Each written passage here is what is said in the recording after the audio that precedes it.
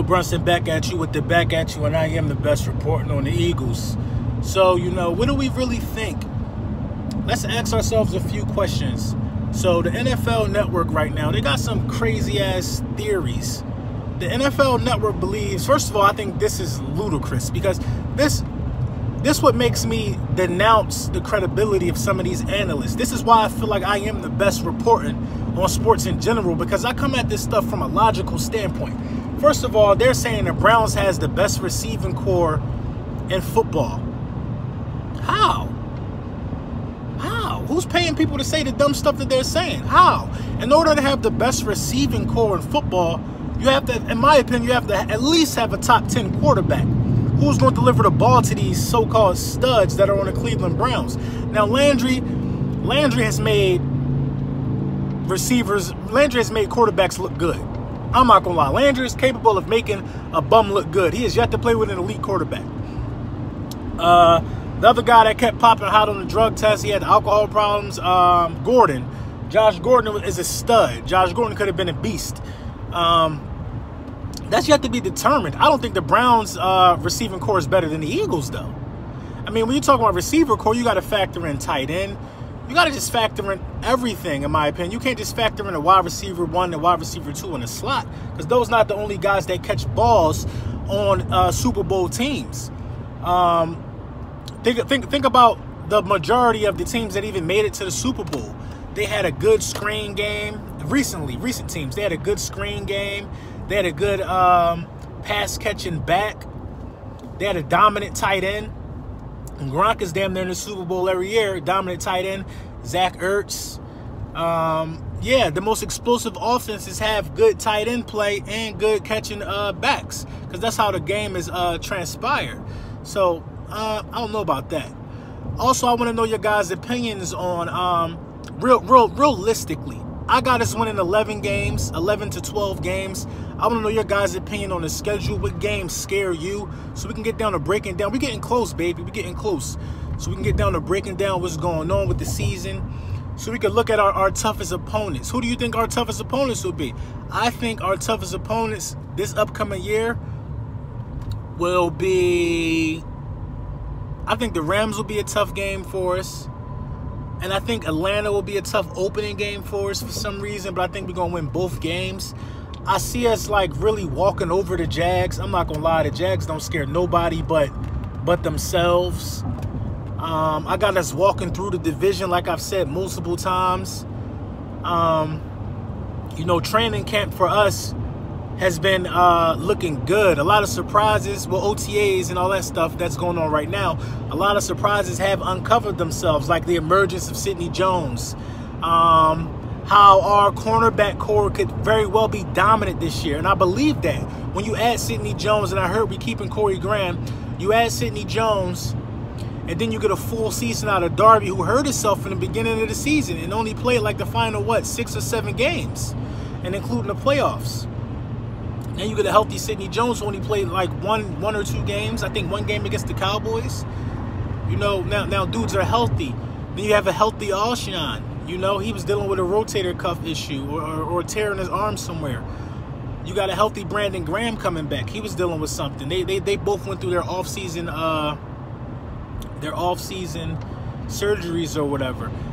And then you have the additions with Michael Bennett, and then the tight end we just drafted, like Clement, I think will come into a beautiful zone. You get a Jai for the full season. We just got to take into account the injuries, man, because injuries happen in football. Hopefully Hicks can stay healthy, but I don't see no reason why we can't be in the NFC Championship game at least again this year. You know what I'm saying? And I'm not feeding into any more of the haters. The bottom line is we are world champions. You want to do something about it? Meet us on the field. Beat us on the field. Beat us and meet us on the field. You know what I'm saying? Also, I want to get a DraftKings going on with, with some of my subscribers. If you're on DraftKings, leave your handle or however I can find you in the comments below. And, we're going to do like a little $5 a week joint. 20 players in the game. That should add up to like a nice, $70 winning pot. something like that. $90 winning pot if you do it like 10 or more. So yeah, I was doing that all last season, and I was coming off because, you know, I know what I'm doing and I know what I'm talking about. So I think that'd be cool for the subscribers. Let's get a little DraftKings going. You know what I mean? $5 a week,